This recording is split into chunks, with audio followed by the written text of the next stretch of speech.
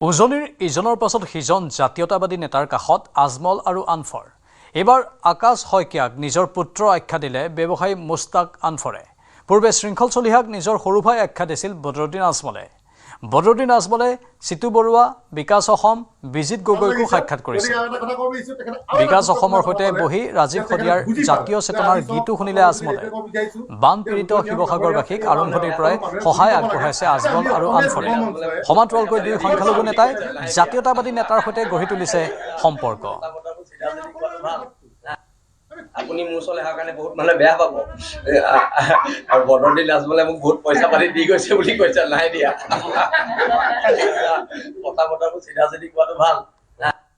আপুনি মোৰ ওচৰলৈ অহাৰ কাৰণে বহুত মানুহে বেয়া পাব আৰু বদৰুদ্দিন আজমলে মোক বহুত পইচা পাতি দি গৈছে বুলি কৈছে, নাই দিয়া।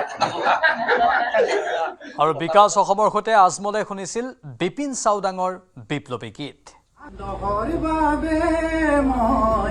আহিছো ওলাই মোৰ দেশৰ মাটিৰ গান গাবলে সদায়, ভাৰতৰে পূৰ্ব দিশৰ সোণালী অসম গৌৰৱে চিঞৰো মই, জয় আই অসম, জয় আই অসম, জয় আই অসম, জয় আই অসম। শৃংখল মোৰ ভাই, আগে মোৰ চিনাকি নাছিল, এতিয়া আমি দুইজন ভাই ভাই। চতুৰ্থবাৰ আহিম, পঞ্চমবাৰ আহিম, 6 মাহ মই আহি থাকিম। মাজে মাজে অলপ কামৰ কাৰণে যাব লাগিব, এইটোৰ কাৰণে। আৰু শৃংখল মোৰ ভাই, আগে মোৰ চিনাকি নাছিল, এতিয়া আমি দুইজন ভাই ভাই।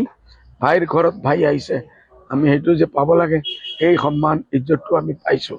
আৰু এটাই মেছেজ পাইছোঁ, হিন্দু না মুছলমান, এক খুদাৰ সন্তান।